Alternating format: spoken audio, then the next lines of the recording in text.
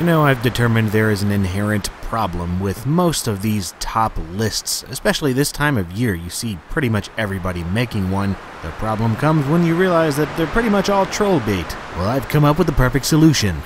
This is my top 17 list of games that I want to talk about. This is purely a list of games that at this very moment I feel like speaking words for, about, on. Not necessarily games I want to review, although I wouldn't be against it. No, this is just a bunch of games. Starting with number 17, The Sims. The original one. And you know why I want to talk about it? Because it's an awesome game, and I have not played it in like 7 years. Seriously, it's been a long time since I've played this game, and it was fun, especially with Hot Date. Just being able to actually take your sim out on the town and do different things other than being cramped in your own home was awesome. Number 16, Zargon. This is pretty much Jill of the Jungle in a different sort of fantasy environment and with a dude instead of a hot chick. And I think it's pretty much fantastic. Number 15, Super Solvers Spellbound. There were approximately 800 Super Solvers games. They're all these edutainment titles for spelling and math. And then there was Gizmos and Gadgets, which is another one of my favorites. But Spellbound, this was the one that introduced me to the entire series, and it was freaking sweet. The gameplay was awesome, the graphics were sweet, and there were word games, which are still enjoyable to me. Number 14, Garfield Caught in the Act, also known as Garfield in TV Land or something like that on the PC. This is pretty much the only Garfield game that I've ever played that's actually any good. Not to say it's great, it's pretty much a standard platformer with really annoying enemy AI and collision detection.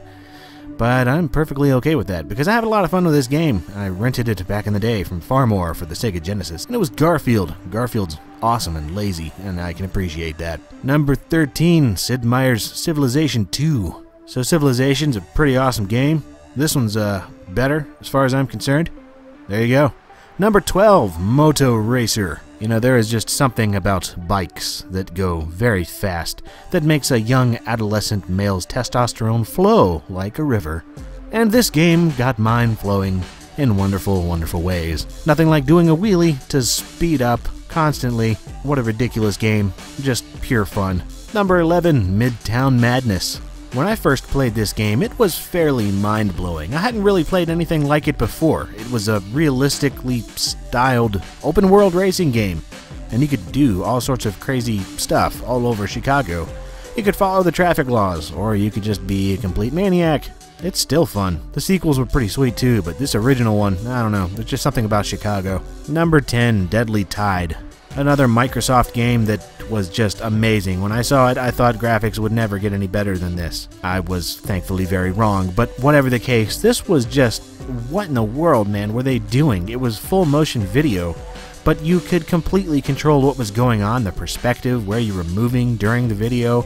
It was just beyond anything that I had ever seen before, and that quickly faded. But it was cool. Number 9, that Rings game.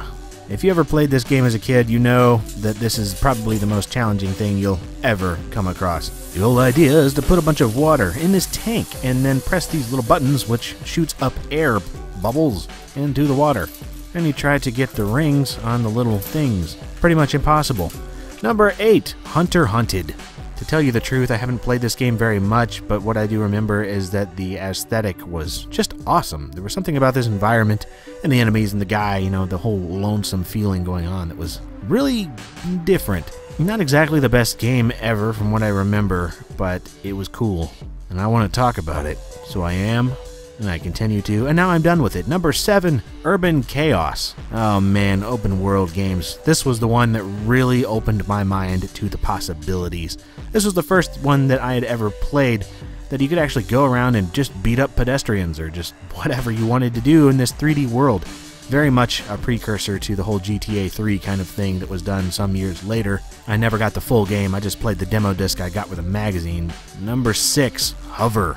Now, this game came on the Windows 95 Companion CD, or whatever that thing was called. It came with so many computers back in the day. It's a pretty straightforward capture the flag game with hovercrafts and sweet music and sound and stuff. But there were no demons, just hovercrafts and flags, so yeah, whatever. No Nazis either, but that's beside the point. Now it's time for number 5, which is the LCD baseball game that I played as a kid. Tiger Electronic Baseball. Man, this game saved my neck as a kid on numerous occasions. If my neck were dying of boredom, I guess.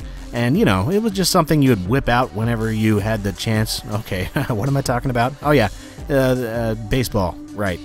Fairly simplistic. You pretty much just hit the ball and go around and don't do much else other than that. But you didn't need to. You didn't have a Game Boy. You didn't have a Game Gear. You grabbed one of these. Number 4, Hellbender.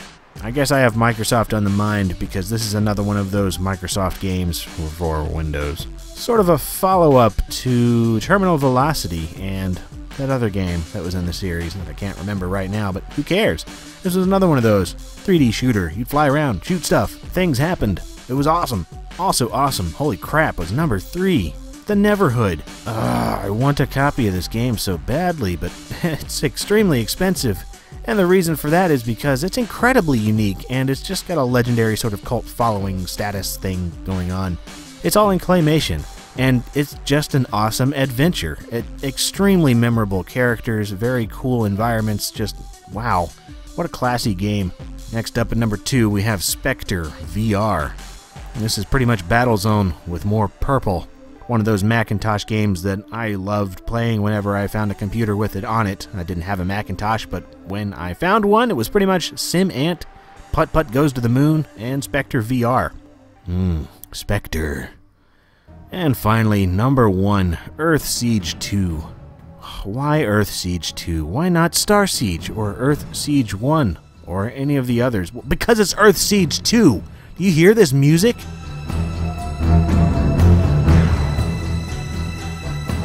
Good grief, man, you're just saving the planet or something with that music. You hear that? That's awesome. I mean, how much more radical do you get than piloting a giant robot around with frickin' lasers? I don't know, man, because that's the number 1 game I wanted to talk about, and I've talked about it.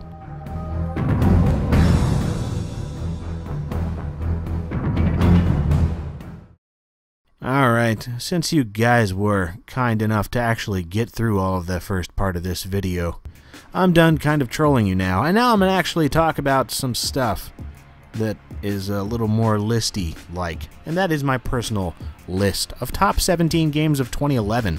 Straightforward enough, these are just chosen because of how much I enjoyed them. That's completely arbitrary, personal, and subjective. So, I wouldn't mind hearing your favorites, but screw you if you say I'm forgetting something, because I'm not. This is the games that I enjoyed. Limited to 17 for whatever reason. Starting with number 17 is Assassin's Creed Revelations. It's not bad. It's certainly not great, but not bad. I mean, I play these games for the story and the sweet assassinating, and this one has both. But seriously, this has rushed cash-in written all over it, and it pales in comparison to its predecessors, which is why it's last on my list. Number 16, Duke Nukem Forever. Speaking of disappointment, DNF was doomed to be a disappointment no matter what. There was just no way this game was going to live up to 14 years of hype. However, I had a lot of fun for what it was, and that was a game that should have come out many, many years ago on probably the previous console generation, and at a lower price point. A lower price point would have helped too. And number 15, Star Wars: The Old Republic. I'm not much of an MMO guy, but when a game like this comes along, I become one, sort of. This is a BioWare game to its core, and it's pretty awesomely in-depth with its story and RPG stuff. But even though it's freaking Star Wars, it just hasn't grabbed me as much as, say, Lord of the Rings Online did. It's freaking fantastic, and it's got a lot of great stuff to enjoy, but I just don't think I'll be paying for a subscription for months on end. Number 14, Mortal Kombat. This is freaking Mortal Kombat how it should be. Crazy characters and special moves and fatalities and 2D gameplay. And call me insane, but I thought the story was actually pretty enjoyable too. It's just an awesome return to form for the series. Number 13, Cities XL 2012. Even though it's basically just an expansion to Cities XL 2011, 2012 is the best city simulator I've played since SimCity 4. It doesn't reach that game's greatness, but it's got lots of urban planning sweetness to enjoy. I just wish it didn't bog down your system so much and have some of the problems with, well, the weird little problems it has with urban planning. Otherwise, this would be higher on the list. Number 12, Alice: Madness Returns. It's the sequel to the original American McGee's Alice, and Madness Returns is a solid action platformer with amazing environments and that bizarre American McGee touch. It is not going to blow you away with innovation because it's pretty straightforward, but its otherworldly atmosphere remains one of the most vivid gaming memories I have from 2011. Number next, Serious Sam 3. It's a crime that this game hasn't been getting more attention, but alas, poor Serious Sam seems to be doomed to an underground audience. I guess it's not too surprising considering it's probably the most arcadey FPS you can think of. I mean, it really puts itself into its own little corner. But it's a freaking blast to play if you like that kind of thing, and it looks incredible. Seriously, grab this one and thank me later. Number 10, Minecraft. Yes, this released this year and not 2009. The public alpha versions have been around since then, sure, but it only officially released in November of 2011. That's why it's on the list, and it's also why I haven't placed it higher on my list. It's an incredibly engrossing experience for those with any kind of imagination and a love of creating things and Legos, but I played the crap out of this last year. It would have been much higher on my list if it came out last year, and this year the charm has started to finally wear off. Number 9, Terraria. This one really took me by surprise. I'd heard it was just a 2D Minecraft clone, but thankfully it's a whole lot more than that. Sure, you've got mining and crafting, but there are lots of adventure and RPG-like elements thrown in that really give it a sense of progression that Minecraft lacks. It's strangely addicting too, so make sure you set aside a full day or so before playing it, or else you may end up like me and realize it's tomorrow before you realize it's not today. Number 8, LA Noire. What a classy game. Serious, just pure class. It's an adventure mystery game set in Los Angeles in the 1940s, but with that good old rockstar touch. Sure, it's got some flaws that really set it back, and there's some room for improvement, but I thoroughly enjoyed most of the story and look forward to whatever comes next in the series. Number 7, Crysis 2. Lots of people bashed this game for being watered down or consoleized compared to its predecessor, but you know what? It was one of the most enjoyable single-player first-person experiences I had in 2011. It's much more of a linear game to be sure, but you can argue that it's much more focused, and it actually allows for more intense action and higher stakes with the whole gameplay. And the PC version with the DirectX add-on looks freaking amazing, so if you're a graphics whore, this one is definitely one to grab.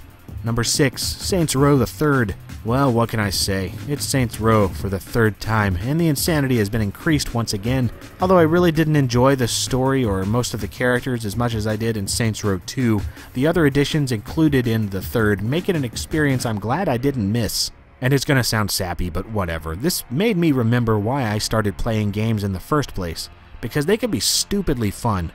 And this is stupidly fun. Number 5, Driver San Francisco. This is yet another one of the biggest surprises of the year for me. I loved the original Driver game, but wasn't a big fan of the sequels, so I had little to no hope for this one. But I took a chance and played it, and holy crap, this is easily the most fun I've had with a racing game in years. Racers have taken themselves too seriously for too long now, but this one says, screw the rules, let's have fun with awesome cars and completely over-the-top story. Number 4, Battlefield 3. Usually, I buy a game for the single player, and if it has good multiplayer, then whoop-de-doo. But this is the first time since Unreal Tournament that I've bought a game for the multiplayer and didn't touch the single player hardly at all. Do you want massive fields to battle on of the third variety? This is your game. It could definitely stand for a user interface overhaul, but other than that, I love this game. Nothing else has released more adrenaline into my bloodstream this year. Number 3, Deus Ex: Human Revolution. Once again, this is one that I was prepared to dislike, but ended up loving, and that is the third game in the Deus Ex franchise. As far as I'm concerned, this is Cyberpunk done right. The atmosphere, the story, the characters, the overtone of everything, and then to top it off with fantastic stealth gameplay and solid shooting and enjoyable exploration? Yes, please can I have some more? This game deserves your time, whether you're a fan of the original Deus Ex or not. Number 2, Portal 2. I find it hard to think of anything wrong with this game. Seriously. Valve have done such a good job with this game that I think it even surpasses the original in most respects, and that was one of my favorite games of the past decade. Great puzzles, amazing atmosphere, extremely memorable characters, superb dialogue, and an incredible ending. Not to mention a ridiculously enjoyable co-op campaign with free DLC. And this was my game of the year, all year, at least until number 1, The Elder Scrolls V Skyrim. Now this is ending up on everybody's list, but why? Why is this my game of the year when it's buggy, has a crappy UI, and has some very questionable game mechanics? Because while I can nitpick about this game all day long, the fact of the matter is that I have never played a first-person RPG with such a rich, diverse, and beautiful world to explore. And to me, that counts for a lot. As long as the level of immersion is a lot greater than the level of non-immersion, then I'm cool with it. Not to mention that there's a crazy amount of interesting quests and stories to take part in that I genuinely cared to see through to their conclusion. And then you've got the modding community on PC, which have already taken the game to new heights, and the official creation kit hasn't even come out yet. I've put about 140 hours into it so far, and for as many games as I play, that's a lot. There's just no question in my mind what my game of the year is. Skyrim earns that title completely, and it can wear it with pride. And I am done talking about the games that I want to talk about. I'm probably done with lists for a while, because lists, man, what's the point? Arbitrary collecting of games, assigning them numbers. Why? But what I'm not done with is reviews. Let's see, what's coming up next? There's a Sims 3 review that's coming. Of course, it's that time of the year. And there's also a hardware review or two in the works, so stay tuned for that. And lots of other games of all varieties are in the works. Not to mention the I'll Play Anything series, starting up here soon, and Oddware, and all that other good LGR stuff. So stay tuned if you're still here. If not, well then, I guess I'm not talking to you, am I? Maybe I am. Maybe you're still hearing me, and you're not actually here. In that case, I apologize. I did not mean to speak directly into your brain. For those of you that are actually listening, see you later. Enjoy life.